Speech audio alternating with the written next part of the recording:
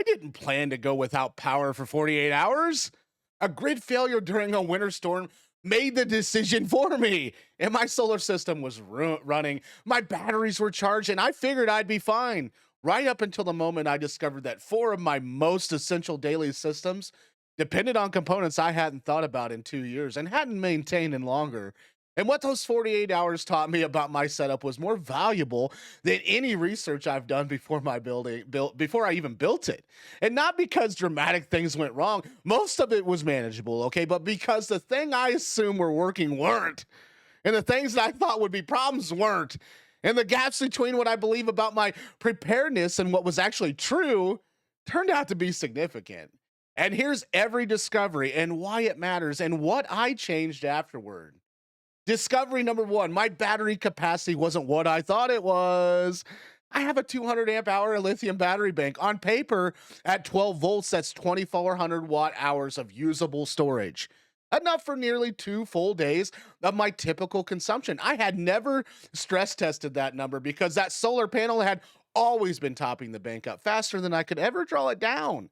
And when the storm hit and it blocked the panels for 2 days, I found out what 200 amp hours actually delivers when you're drawing it down in real conditions rather than calculating it on paper. By hour 32, my battery monitor was showing 18% state of charge, not the 40% I should have had remaining if the banks were performing at its rated capacity.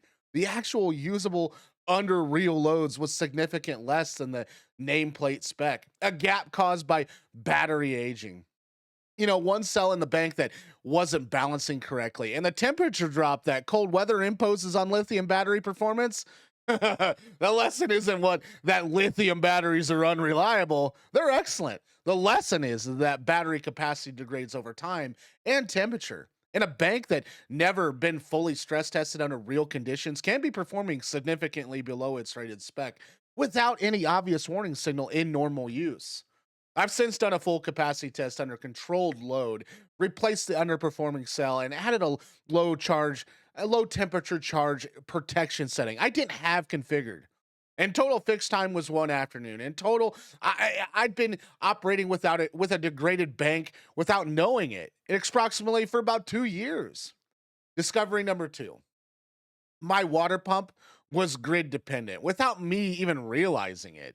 My water system runs from a gravity fed tank supplemented by a 12-volt pump.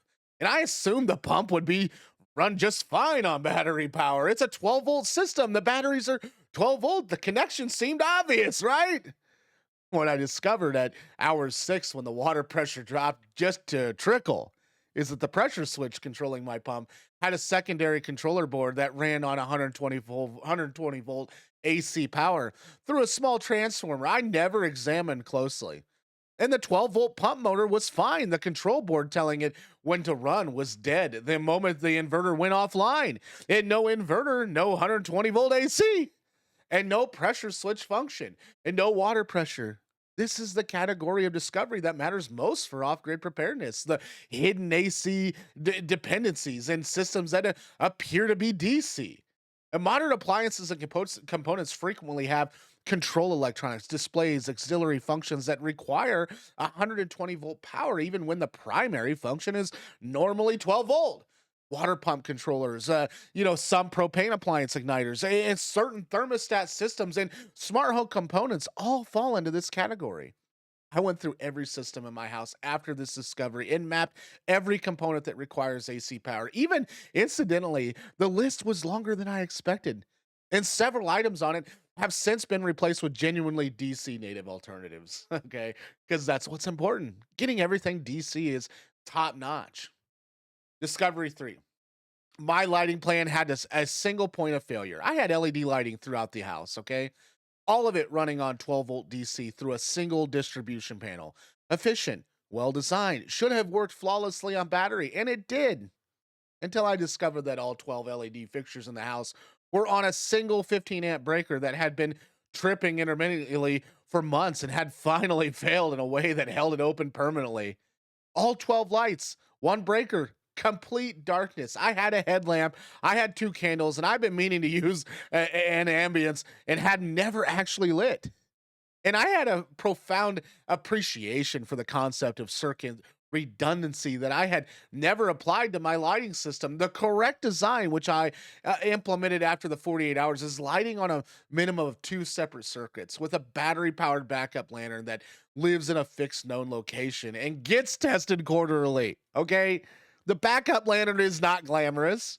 Preparedness, it's a $25 investment that means a single circuit failure never leaves you entirely in the dark.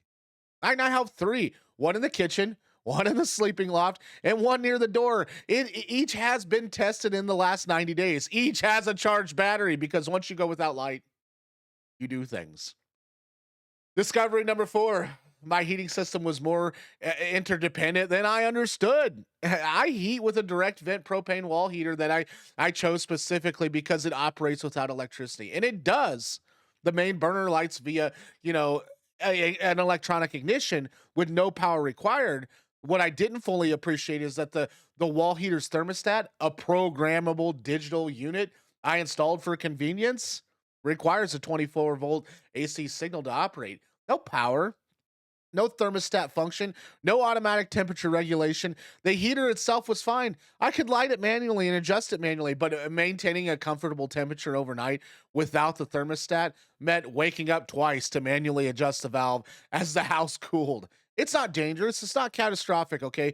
But a 48-hour reminder that doesn't require electricity to run and doesn't require electricity to run the way I normally use it are meaningfully different statements.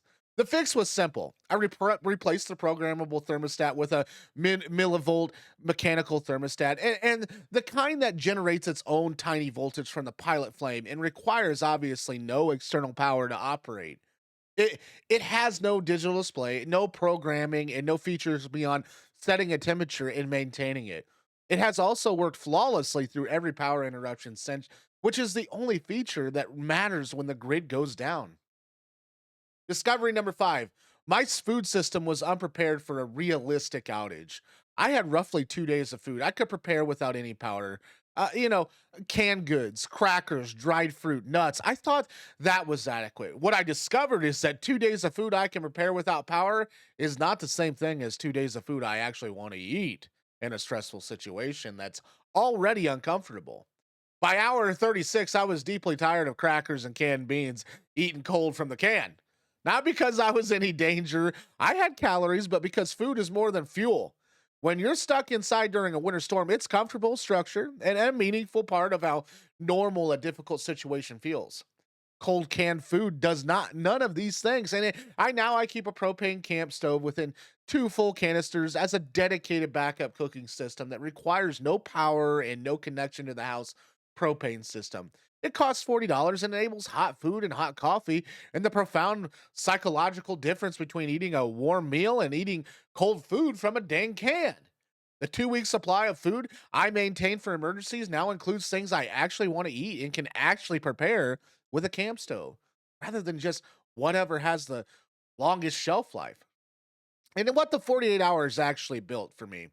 I went into those 48 hours believing my setup was just solid. I came out with a specific list of 5 things that were quietly underperforming, incorrectly configured, or missing entirely.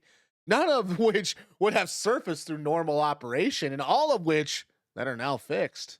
This is the real value of no power challenge, not the endurance experience, but the diagnostic one. Normal off grid life conceals the weakness in a setup because the systems that are working compensate for the ones that aren't. Remove the main power source, and the compensating system will go with it. And the gaps become visible in a way they never are on a routine day. And if you're never stress tested your system deliberately, fully disconnect from shore power, grid backup, or your primary energy source for at least 24 hours, and you almost certainly have gaps you don't know about. Some of them are minor inconveniences, okay? And some of them are things you'll want to have fixed before the grid decides to test your setup for you on its own timeline. And run the challenge before the storm runs it for you. The discoveries are the same either way. The difference whether you find them on your schedule or the weather's. Thanks for watching. If you enjoyed today's video, check out this video up here to the right. And thanks for watching. If you liked today's video, please drop a sub. I would highly appreciate it. We're really trying to build this channel from the ground up, and I'm hoping to stay here for many years to come. Thanks for watching. Take care.